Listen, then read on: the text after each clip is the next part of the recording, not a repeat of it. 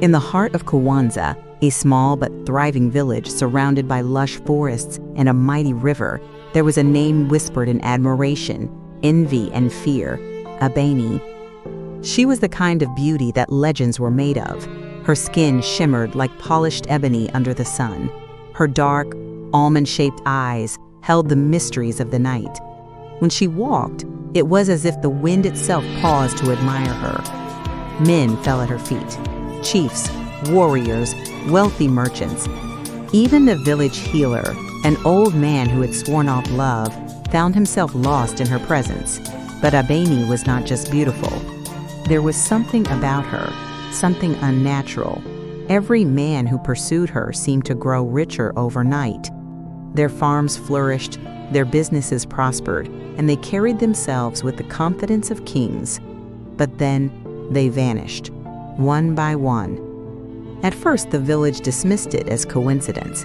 A merchant might leave on a long journey, a warrior might go off to battle. But when a chief's son disappeared, just 3 days after proposing to Abeni, whispers began to spread.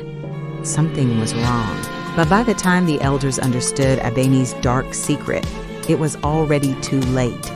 Abeni had not always been beautiful. Born into a family of humble fishermen, she had grown up listening to tales of powerful women who bent kings to their will, who commanded riches beyond imagination. But Abeni had nothing, no status, no wealth. And worse, her beauty was ordinary. She longed for more. One night, when she was no more than 17, she stood alone at the riverbank, her reflection staring back at her. "I want beauty," she whispered. "I want wealth. I want power." The river, silent and still, suddenly began to ripple. The air turned cold, and the trees trembled as a deep voice slithered through the darkness. "What will you give in return?" Abeni's heart pounded. "Anything," she said. "I will give anything." The water parted, and it appeared a massive black-scaled serpent, its body coiled beneath the surface, its golden eyes glowing with an unnatural light. It did not hiss. It did not strike. It only spoke. "Then you shall have it. But beauty, power, and wealth come at a price. You must feed me." Abeni did not hesitate. She bowed her head and swore herself to the serpent. The moment the oath left her lips, a rush of power filled her body. Her reflection in the water changed. Her skin became flawless, her lips fuller, her eyes more mesmerizing. Her body transformed into the perfect shape of desire. She was no longer an ordinary girl. She had become a goddess among mortals. And with that beauty came her true power, the ability to drain the luck, fortune, and life force from any man she touched. From that night on, Abeni never knew poverty again. The first was Tunde, a simple fisherman. She smiled at him, held his hand, and within days his nets overflowed with fish.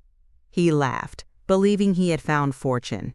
But soon after, he fell sick. His skin grew pale. His body weakened. One night, he walked toward the river and was never seen again. The second was Kwame, a trader from the neighboring village.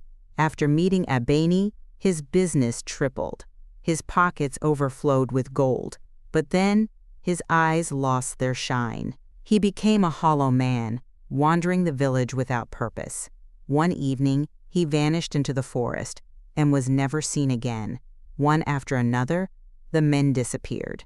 Yet Abeni only grew richer, more powerful, more beautiful, and no one suspected her.